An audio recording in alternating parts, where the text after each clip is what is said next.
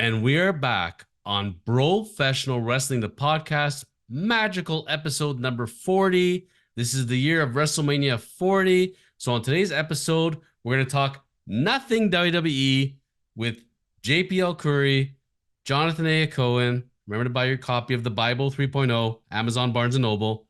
And JP, I was tuning in one week after week on Dynamite. And, I missed the Acclaimed. I love the Acclaimed, Scissor Me Daddy and all that stuff. It's fantastic. They grew on me. They got their six-man tag team championships.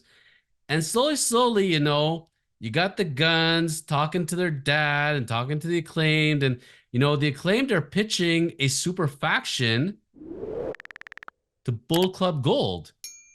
And I'm thinking, is this going to work? It's not going to work.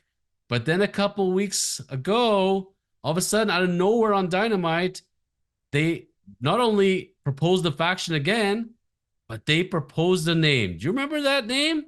That's right. It was the Bang Scissor Gang. And boy, what was your reaction once you heard that? I'll be frank with you. When I heard Bang Scissor Gang, I'm like, sold, done deal. We need this faction in our lives immediately. Not only we got six-man tag team championships, let's go make a 12-man tag team championship. Let's give all six men belts and let's make a 12-man tag team at this point. But I'm saying to myself, just as I love the Acclaimed, all of a sudden they take them off Dynamite. They're no longer the tag team champions. They're the six-man tag team champions. They make them cool belts, and they still are kind of floundering around. And now I feel like Bull Club Gold is kind of floundering a bit.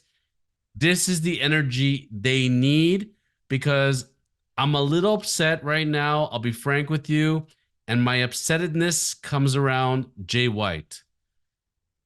Jay White feels to me like he was up there with Swerve, and who's gonna get the next be the next heavyweight champion, and it's not happening for Jay White right now. And I'm thinking he's missing Juice Robinson. Juice Robinson was the glue for Bull Club Gold, and without Juice Robinson, man, they ain't the same. Yeah, and while they didn't have Jay White, Juice and the cardboard cutout kept it going, right? Maybe they should bring back the cardboard cutout of Juice this time and Juice look help provide it. I mean, Jay White looks so depressed now. He comes out every week with a different plaid shirt, and he just doesn't look like he's really happy in life. And he's not getting along with the Guns so well. And now, the Guns, Austin and Colton, are kind of fighting over, maybe we should get realigned with our dad again. I think it's really nice that the kids may reunite with their dad again and make this new faction. I think it's good for everybody's career. I see no downside in Bang Scissor Gang. Nope. And I can see the merch sales skyrocketing on that one. You got two great factions. Hopefully they'll come together and they'll put out some great merch. I will be on that. I think the Acclaimed have been kind of floundering for a while. I think the Acclaimed have been Yeah. kind of like because they don't have a home. I think it was a big mistake. I think the idea was they were the biggest thing going on Dynamite. Let's put them on Rampage, and that'll make Rampage a big show. The same way, let's make a show. Let's build it around CM Punk, except let's get rid of CM Punk right away. But Acclaimed, guess what? Not many people are watching the 1 hour Rampage on Fridays, and they're not making the show. And Dynamite is missing them. But without being the tag team champions, they're realizing life as a six-man tag team is not that exciting. It's not getting you that much, oomph. And Jay White is starting to see that world as well. And it's funny how it turns overnight like that. And it goes to show you the cutout and Juice Robinson was where it's at. So I think this is the only way to save all their careers right now. And if they're Yep. hinting at it, it's happening. I mean, they already have the name for it. So they're going to make merch out of this. AEW is going to go for it. So I don't think it's a question of if, it's a question of when. And hopefully, at least, they'll keep them going for at least 6 months to a year. I don't want them to implode right away. I think they can really solidify Yeah. this thing because, as we're going to talk about next week, big factions are happening right now. If you're not part of a big faction, it's a problem. It is, and I agree with you. I think, you know what, it's a good step for both teams. It'll help put in a little bit of freshness in both of their game. Um, and I'm excited actually to see the Guns back with their dad. I miss the Gun Club. I think they had a cool name, they had a cool gimmick.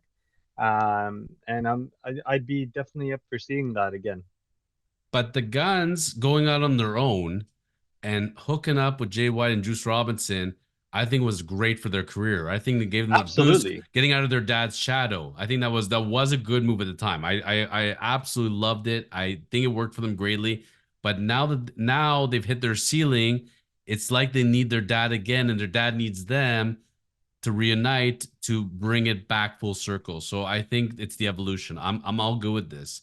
Um, Yep. I think to where Swerve Strickland is right now, and Yeah. Swerve, having come from various factions, needed those factions. But the way Rhea Ripley, the way she grew out of Judgment Day and is so often on her own, Swerve is the same way. Swerve has outgrown his factions. He doesn't need any of them anymore. He is the guy. So factions are very, very important when you're a middle carder. But to be the top person, eventually you got to get out of the jokey images. You got to get out of the cheating and be able to win clean. And that's where I see Swerve going currently. And the guys in Bull Club Gold, guys in the Acclaimed, they all need each other by default. Yep, I agree. And you know what? The whole Devil storyline helped make this a reality. I like that it all makes sense. It's not like just a random team getting thrown together. They all had beef. They're all teaming up to face Undisputed Kingdom, which is a new faction in AEW, and and it all makes sense, and that's the best part of it all. So I'm excited to see, if this does pan out, they're gonna have excellent merch. They already have someone to feud with lined up. This could even spin into a feud with House of Black or other larger factions that they have, the Embassy, all types of big factions. So this would be a real positive move for them. JP, the producer is talking to my ear right now, and he's telling me, "You're gonna hate me for this," and I know the fans are as well. But I think we're gonna have to pause here because next week you kind of let the cat out of the bag. We're gonna have to go into this because it's time to talk about the Undisputed Kingdom and where they're at in the devil angle. We need to analyze that one to death because that's a big move for AEW, and I think that's a big turning point for 2024. So, folks, stay tuned. We're going to begin to the Kingdom next week. That is JP El-Khoury, Jonathan A. Cohen. This is Professional Wrestling, the podcast. See y'all back real soon.